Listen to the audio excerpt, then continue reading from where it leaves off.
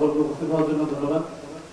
আপনারা জানেন গতকাল প্রাইম এশিয়া বিশ্ববিদ্যালয়ের শিক্ষার্থী জাহিদুল ইসলাম নামের যে শিক্ষার্থী খুন হয়েছেন, সেই শিক্ষার্থীকে কেন্দ্র করে আজকের আমাদের এই সংবাদ সম্মেলন।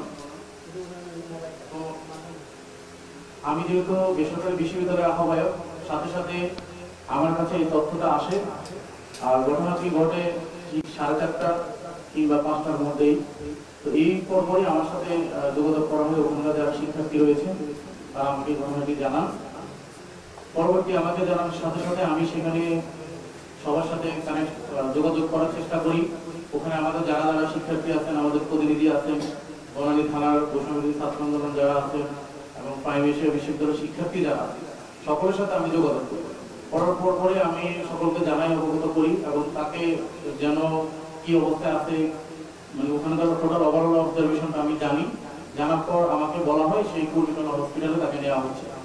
ইভেন সেখানে আমাদের বৈষম্যবিরোধী ছাত্র আন্দোলনের ছেলেরাও ছিল ওকে সহযোগিতা করার জন্য, কারণ যেহেতু আমি কথা বলছি। পরবর্তীতে আমি ওখানকার সকল বিষয়ে কথা বলার পরে আমি কুর্মিটোলা হসপিটালে গিয়ে তার সাথে তার পরিবার, তার মামা সহ আরো আত্মীয় স্বজন যারা ছিল তাদের সাথে আমি কথা বলছি এবং তার খোঁজ খবর নিচ্ছি।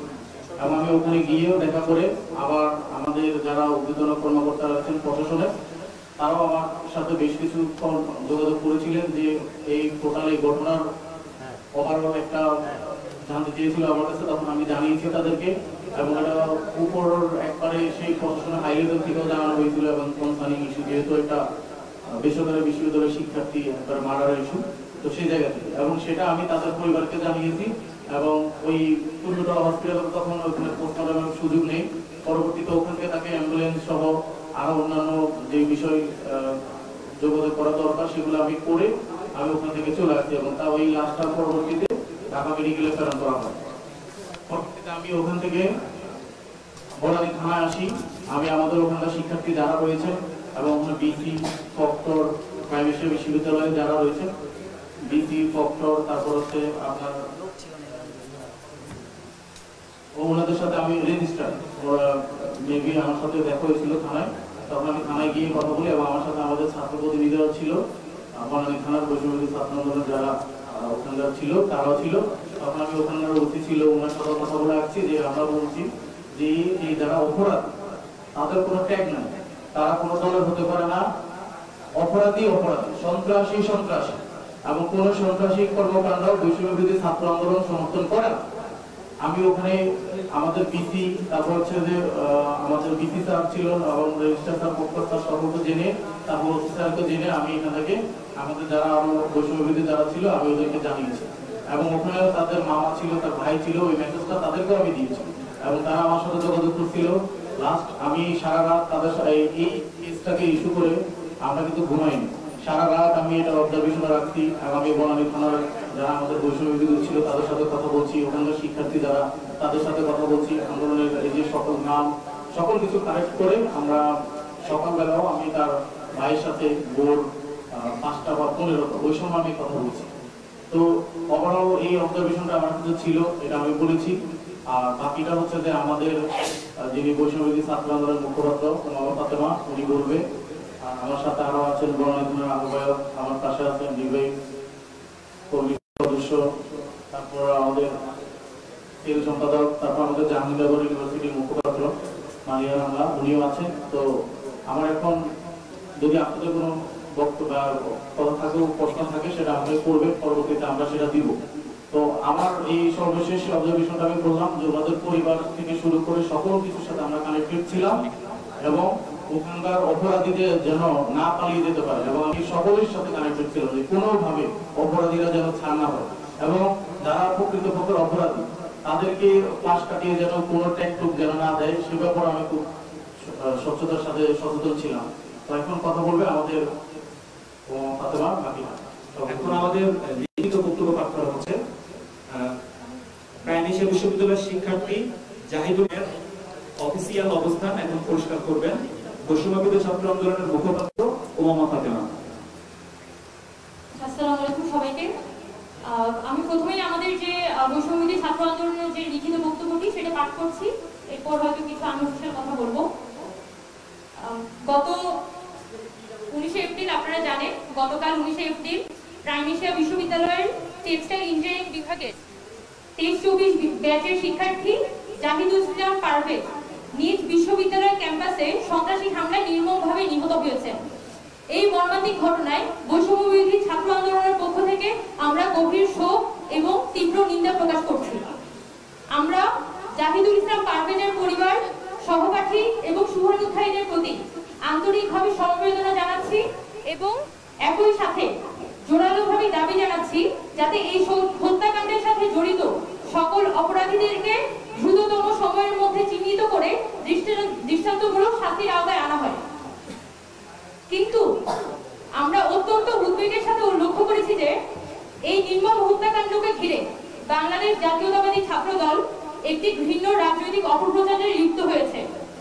হত্যার প্রকৃত কারণ, প্রকৃত অপরাধী এবং ক্যাম্পাস সহিংসতা ছড়ানোর পেছনে বাস্তব চিত্রকে আড়াল করে তারা ঘটনার রাজনৈতিক ব্যবচ্ছেদে বেশি মনোযোগী হয়েছে। এমনকি উদ্দেশ্য প্রণোদিতভাবে গণঅভ্যুত্থানের প্ল্যাটফর্ম বৈষম্যবিরোধী ছাত্র আন্দোলনকে এই হত্যার মদতদাতা হিসেবে অভিযুক্ত করে যাচ্ছে। আমরা এই রাজনৈতিক অপচেষ্টার বিরুদ্ধে কঠোর প্রতিবাদ জানাচ্ছি। আমরা স্পষ্ট করে বলতে চাই, হামলার প্রথম যে সিসিটিভি ফুটেজ দেখা গিয়েছিল, হামলার প্রথম সিসিটিভি ফুটেজে যাদেরকে সরাসরি আক্রমণ করতে দেখা যায় সেখানে বৈষম্যবিরোধী ছাত্র আন্দোলন কেউ উপস্থিত ছিল না। কিন্তু ঘটনাস্থলের প্রদর্শিত যে দ্বিতীয় ফুটেজ, সেখানে প্রাইম এশিয়া বিশ্ববিদ্যালয়ের সাধারণ শিক্ষার্থীরা উপস্থিত ছিলেন। সেই সাধারণ শিক্ষার্থীদের মধ্যে বৈষম্যবিরোধী ছাত্র আন্দোলনের বনানী থানা কমিটির সাথে যুক্ত এবং প্রাইম এশিয়া বিশ্ববিদ্যালয়ের ফার্মাসি ডিপার্টমেন্টের স্টুডেন্ট হৃদয় মিয়াজি এবং একই বিশ্ববিদ্যালয়ের শিক্ষার্থী এবং বৈষম্যবিরোধী ছাত্র আন্দোলনের আরেকজন সদস্য, যিনি ঘটনাক্রমে বিশ্ববিদ্যালয়ের ইংরেজি বিভাগে 231 ব্যাচের শিক্ষার্থী সোহান নিয়াজ তুষার, তিনিও উপস্থিত ছিলেন। একই সাথে ওই ঘটনাস্থলে ছাত্রদল কর্মী তাওহীদ এবং প্রাইম এশিয়া বিশ্ববিদ্যালয়ের ছাত্রদলের প্রেসিডেন্ট প্রার্থী ইমতিয়াজ জাহিদ এবং আরো কিছু সাধারণ শিক্ষার্থীও উপস্থিত ছিলেন। সেই জায়গা থেকে বৈষম্যবিরোধী ছাত্র আন্দোলনকে এককভাবে এই ঘটনার জন্য দায়ী করা এবং ভিডিও ফুটেজের সাপেক্ষে ফেসবুক ট্রায়ালের মুখোমুখি করা, এটা সম্পূর্ণভাবে একটা অনৈতিক কাজ হিসেবে আমরা মনে করি। আমরা বলতে চাই যে এখানে অপরাধ প্রমাণিত হওয়ার আগে ছাত্রদল যেভাবে বৈষম্যবিরোধী ছাত্র আন্দোলনের বিরুদ্ধে বিভ্রান্তিমূলক প্রচার চালাচ্ছে এবং মিডিয়ার ট্রায়ালে লিপ্ত হয়েছে, তা অত্যন্ত নিন্দনীয় এবং অনভিপ্রেত। আমরা আবারও পরিষ্কারভাবে জানাতে চাই, এই হত্যাকাণ্ডের সাথে জড়িত যেই হোক তাদেরকে রাজনৈতিক পরিচয়ের ঊর্ধ্বে গিয়ে নিরপেক্ষ ও স্বচ্ছ তদন্তের মাধ্যমে বিচারের আওতায় আনতে হবে।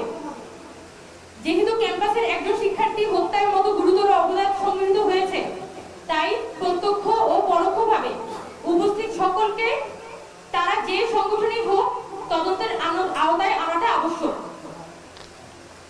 এছাড়া আমরা অত্যন্ত উদ্বেগের সাথে জানাচ্ছি যে এই ঘটনাকে কেন্দ্র করে ছাত্রদল একটি পরিকল্পিত বিভ্রান্তিমূলক প্রচারণা শুরু করেছে। তারা বৈষম্যবিরোধী ছাত্র আন্দোলনকে সন্ত্রাসী আখ্যা দিয়ে সাধারণ ছাত্রদের ন্যায্য দাবি এবং গণঅভ্যুত্থানে এই প্ল্যাটফর্মটিকে কলঙ্কিত করার অপপ্রয়াস চালাচ্ছে। এই অপপ্রয়াস আমরা ঘৃণাভরে প্রত্যাখ্যান করি। আমরা স্পষ্ট করে জানাতে চাই, গণতান্ত্রিক ছাত্র সংগ্রামকে সন্ত্রাস আখ্যা দিয়ে যারা দমন করতে চায় তারা প্রকৃত অর্থে সহিংসতার পৃষ্ঠপোষক। এই হত্যাকাণ্ডের প্রকৃত অপরাধীদের চিহ্নিত করে বিচার করতে হবে এবং একই সাথে এটাও নিশ্চিত করতে হবে যেন এই নিরীহ শিক্ষার্থীদের রাজনৈতিক প্রতিহিংসা বা মিডিয়া ট্রায়ালের শিকার হতে না হয়। আমরা আমাদের জায়গা থেকে এটা দাবি করি যে এই ঘটনার, এই যে হত্যাকাণ্ড হয়েছে জাহিদুল ইসলাম পারভেজের, সেই হত্যাকাণ্ডের একটি স্বচ্ছ, নিরপেক্ষ এবং প্রমাণ ভিত্তিক একটি তদন্ত হোক এবং যেখানে কোনোভাবে কোনো রাজনৈতিক চাপ বা প্রভাব খাটানো যাবে না। এই হত্যাকাণ্ডের প্রসঙ্গ ধরে আমরা একটি মৌলিক প্রশ্ন উত্থাপন করতে চাই যে আমাদের ক্যাম্পাসগুলোর আসলে নিরাপত্তা কোথায়? এসব প্রশ্নের উত্তর তো আসলে ইন্টারিম গভর্নমেন্টকে দিতে হবে যে একটা গণঅভ্যুত্থান পরবর্তী সময়ে আমাদের একটা বিশ্ববিদ্যালয়ের সামনে কিভাবে করে সেই বিশ্ববিদ্যালয়ের শিক্ষার্থীকে কুপিয়ে মারা যায়। এবং আমরা এসব প্রশ্নের উত্তর খোঁজার জন্য যেমন মাঠে ছিলাম এখনো পর্যন্ত আমরা মাঠে আছি এবং আগামীতেও থাকবো। পরিশেষে আমরা আবারও জাহিদুল ইসলাম পারভেজের মৃত্যুতে গভীর শোক প্রকাশ করছি এবং হত্যাকারীদের বিচার ও দেশের সকল শিক্ষাঙ্গনে ছাত্রদের নিরাপত্তা নিশ্চিত করার দাবিতে আমাদের সকল গণতান্ত্রিক এবং প্রগতিশীল ছাত্র সংগঠনকে ঐক্যবদ্ধ হওয়ার আহ্বান জানাচ্ছি। আমাদের বৈষম্যবিরোধী ছাত্র আন্দোলনের পক্ষ থেকে আমাদের যে প্রেস ব্রিফিংটি ছিল সেটা এখানে শেষ হলো। আমি শুধু শেষে একটুখানি বলতে চাই যে যারা এই জাহিদুল ইসলাম পারভেজ যে শিক্ষার্থীটি, সে দল মত যে পরিচয়ই থাকুক না কেন, জাহিদুল ইসলাম পারভেজ তিনি একজন শিক্ষার্থী এবং এই যে গণঅভ্যুত্থানটি হয়েছে জুলাই আগস্ট মাসে, সেই জুলাই আগস্ট মাসে এই গণঅভ্যুত্থানের একজন অ্যাক্টিভ কর্মী। আজকে এসে অভ্যুত্থানের এত মাস পরে, 8 মাস পরে তাকে নিজের বিশ্ববিদ্যালয়ের সামনে একটি কিশোর গ্যাংয়ের হাতে ছুরিকাঘাতে তাকে নিহত হতে হলো, তাকে মৃত্যুবরণ করতে হলো। এটা আমাদের জন্য অত্যন্ত লজ্জাজনক এবং আমরা বৈষম্যবিরোধী ছাত্র আন্দোলনের পক্ষ থেকে বলতে চাই যে এই বাংলাদেশ কোনোভাবে আমাদের জন্য কাম্য ছিল না। আমরা সম্মিলিতভাবে এই যে ক্যাম্পাস, আমাদের ক্যাম্পাসগুলোতে ছাত্রদের নিরাপত্তার প্রশ্নটা তুলতে চাই যে এইভাবে যদি নিজ ক্যাম্পাসের সামনে একজন শিক্ষার্থীকে ছুরিকাঘাতে হত্যা করা যায় তাহলে বিশ্ববিদ্যালয়গুলোর আসলে নিরাপত্তা দিবে কে? এখন আমরা বৈষম্যবিরোধী ছাত্র আন্দোলন থেকে এটাই বলতে চাই যে যারাই অপরাধী থাকুক সুষ্ঠু তদন্ত সাপেক্ষে এখানে অপরাধীদের চিহ্নিত করে তাদেরকে যাতে বিচারের আওতায় আনা হয়। আমরা কোনো রাজনৈতিক কথার মধ্যে যাব না, আমরা কোনো রাজনৈতিক ট্যাগিং এর মধ্যে যাব না। আমরা সরাসরি বলবো যে এই ছাত্র আমাদের জাহিদুল ইসলাম পারভেজ একজন গণঅভ্যুত্থানের একজন ফ্রন্টলাইনারকে যেভাবে করে হত্যা করা হয়েছে তা অত্যন্ত নিন্দনীয় এবং আমরা ক্যাম্পাস প্রশাসনের কাছেও যেমন বলতে চাই যে আপনারা আপনাদের ক্যাম্পাসের আশপাশে যারা এই কিশোর গ্যাংগুলোকে মদত দিয়ে ক্যাম্পাসের অভ্যন্তরীণ প্রসঙ্গে তাদেরকে জড়াতে চায় সেই কিশোর গ্যাংকে আপনারা প্রতিহত করুন, ক্যাম্পাসে নিরাপত্তা আপনারা নিশ্চিত করুন এবং অন্তর্বর্তীকালীন সরকারকে আমরা বলতে চাই যে যারা এই হত্যাকাণ্ডের সাথে জড়িত তাদেরকে চিহ্নিত করে আপনারা দ্রুততম সময়ের মধ্যে গ্রেফতার করুন। আর যারা এই কিশোর গ্যাং লিডারদেরকে নানানভাবে মদত দিয়ে যায় তাদেরকেও আপনারা চিহ্নিত করুন। আমরা বাংলাদেশটা, আগামী বাংলাদেশটা একটা সুষ্ঠু সুন্দর বাংলাদেশ দেখতে চাই। কোনোভাবেই এই যে গতকালকে হত্যাকাণ্ডটি হলো সেটা আমাদের জন্য কাম্য না এবং আমরা বৈষম্যবিরোধী ছাত্র আন্দোলনের পক্ষ থেকে এই হত্যাকাণ্ডের তীব্র নিন্দা জানাচ্ছি। আর আমাদের প্রেস ব্রিফিংটি এখানেই শেষ হলো। যদি আপনাদের সংবাদকর্মীদের কোনো ধরনের প্রশ্ন থাকে আপনারা জিজ্ঞেস করতে পারেন। আচ্ছা, জাহিদ বলছি টিএনএস থেকে। গতকাল রাতেই রাজধানীতে একাধিক বিক্ষোভ মিছিল হয়েছে ছাত্রদের পক্ষ থেকে, আজকে সংবাদ সম্মেলন হয়েছে এবং কালকেও সারা দেশ জুড়ে শিক্ষা প্রতিষ্ঠানে আপনাদের নামে আর কি বিক্ষোভ মিছিল। প্রতিটা জায়গায় আপনারা খুবই কম মনে হয় তাদের অভিযোগের জায়গা থেকে।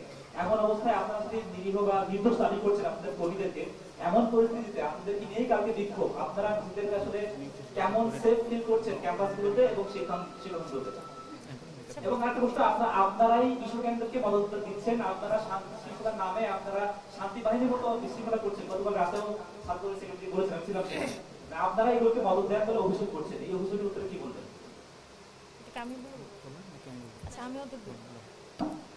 আচ্ছা, প্রথমত আমরা এখানে কাউকেই আসলে নির্দোষ দাবি করছি না। এখানে আমরা যেটা বলতে যাচ্ছি যে শুধুমাত্র ভিডিও ফুটেজ সাপেক্ষে যেভাবে করে এখানে একটা মিডিয়া ট্রায়াল চালানো হচ্ছে সেই ভিডিও ফুটেজের মাধ্যমেও কিন্তু পরিষ্কারভাবে কিছু বোঝা যাচ্ছে না এবং তার পরিবার কিন্তু ভিডিও ফুটেজ থেকে চিহ্নিত করে 8 জনকে তারা এখানে এজাহারভুক্ত করেছেন। আমরা কিন্তু একবারও বলিনি যে তারা নির্দোষ বা এমন কিছু, কিন্তু বৈষম্যবিরোধী প্ল্যাটফর্মটিকে যেভাবে করে অনবরত এখানে ড্র্যাগ করা হচ্ছে যে প্ল্যাটফর্মটি এখানে ছাত্র মানে জাহিদুল ইসলাম পারভেজ তার হত্যাকাণ্ডের সাথে জড়িত, আমরা মনে করি যে এটা একদমই উদ্দেশ্য প্রণোদিত একটা ঘটনা এবং এই ঘটনার দ্রুততম সময়ের মধ্যে তদন্ত সাপেক্ষে এখানে বিচার হওয়া উচিত। কারণ তদন্ত হলে তখন বোঝা যাবে যে কারা দোষী আর কারা দোষী না। এখন যদি ফেসবুকের মাধ্যমে মিডিয়া ট্রায়ালের মাধ্যমে বৈষম্যবিরোধী ছাত্র আন্দোলন প্ল্যাটফর্মটিকে যেভাবে করে এই হত্যাকাণ্ডের মদতদাতা বলা হচ্ছে সেটা আসলে আমাদের জন্য খুবই দুঃখজনক এবং আমরা প্ল্যাটফর্মের পক্ষ থেকে সেটার স্পেসিফিক্যালি প্রতিবাদ জানাই। আর আমরা বলতে চাই যে আমরা কারা জড়িত না তার থেকে বড় কথা এটা তো আসলে তদন্ত সাপেক্ষ বিষয়। সেই জায়গা থেকে আপনারা যদি ফেসবুকের মাধ্যমে এখানে বিচার করতে থাকেন তাহলে তো আসলে আইন আদালতের কোনো দরকার ছিল না। এটাই। আচ্ছা, এখানে আপনি আরেকটা জিনিস বলেছেন যে ছাত্র দলের সভাপতি আমাদেরকে শান্তি বাহিনী বা রক্ষী বাহিনী এরকম কিছু একটা বলেছেন। হ্যাঁ, ছাত্র দলের সেক্রেটারি নাসিফ ভাই বলেছেন যে আমরা শান্তি বাহিনী বা রক্ষী বাহিনী এরকম।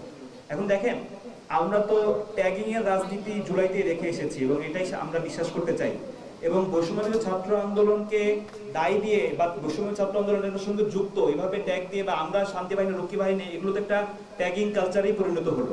হ্যাঁ, আমরা সরাসরি বলতে চাই যে যদি আমাদের কোনো প্রতিনিধি বা আমাদের কোনো সদস্য যদি আইনের আওতায় আসে এবং সে যদি এখানে যদি দোষী প্রমাণিত হয়, অবশ্যই আমরা বলেছি যে আমরা তাদের নিজ দায়িত্ব তাদেরকে উঠিয়ে দেব প্রশাসনের হাতে। কিন্তু তদন্ত প্রতিবেদনে আসার আগেই বা তদন্ত মামলা নেওয়ার আগেই কিভাবে ওনারা দাবি করেন যে এইটার সঙ্গে সরাসরি এই হত্যাকাণ্ডের সঙ্গে সরাসরি মদতদাতা বৈষম্য ছাত্র আন্দোলন।